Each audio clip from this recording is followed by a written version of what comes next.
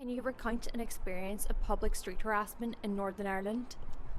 Yes, so when I was about 19 or so, I was walking past Lygon towpath, and two men followed me pretty consistently and were shouting at me, and I had headphones on, so I wasn't too clear on what they were saying, but they were just like shouting yo and things like that.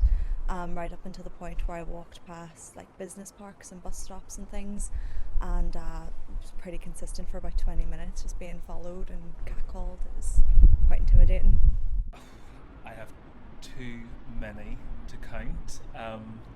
I experienced it from a very young age in work. Just a few streets away from here was attacked on the street. I was stabbed, and that came from street harassment. That came from your regular kind of, you're queer, you're a faggot, you're going to hell.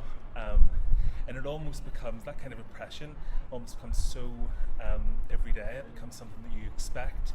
A couple of weeks ago we were walking down the road down Wellesley Avenue with our friend, and a couple of, I don't know, late teens, early 20s guys were walking across the opposite side of the street, and we got our friend actually had his first experience of a hate crime, and they shouted over at us Shara Poofs, which was lovely. It's so common. It almost becomes, you have to bring a lightness to it. You know, I feel like if you act and then you respond to aggression with the same aggression, people want to take it to the next level. That's dangerous. You know, I've had experiences of being beat up or of being stabbed in the street.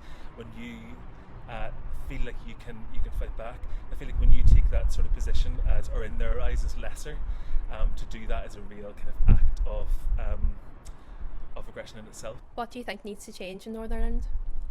I think just having conversations like the ones we're having at the minute in regards to street harassment, and people have been putting out artwork and stuff that's anti-street harassment, alongside again understanding that bystander effect is a real thing. Like, everyone thinks someone else is gonna step in, and because of that no one does, so everyone's kind of just left on their own with it. I think it has to start at home, honestly, and it has to start within media as well, in that our culture needs to change. I feel so desperately sorry for men who often feel like there's the mental health crisis and the suicide epidemic that comes from a lot of men, particularly straight men, comes from this like assumption that they have to perform in this way and be this person. Sometimes I believe that the way that women are treated is also an outlet for that. It's treating each other the way that we would like to be treated. Yeah. You know, and often that's kind of that's lost. You know, it's often lost in big groups of, say, guys when they're out. You know, that they maybe don't feel confident enough to say, well, actually, I wouldn't want to be treated like that, but neither would my girlfriend or my sister or my mother. Yeah. Do you think public street harassment is an issue in Northern Ireland?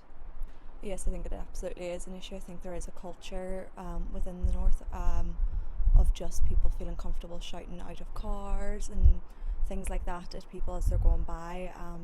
I do think like Belfast is a very friendly city, but I do think that can be turned on its head with a more negative undertone if people are feeling comfortable, and bystander effect is a real thing, so no one ever really intervenes when you see it happening. You just kind of feel a bit uncomfortable and go on with your day.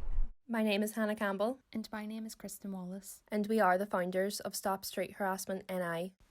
We want to make the streets of Northern Ireland safer, so we are raising awareness on public street harassment and campaigning for legislative change. Too often, Northern Ireland is left behind. So let's all join the conversation and stop street harassment together.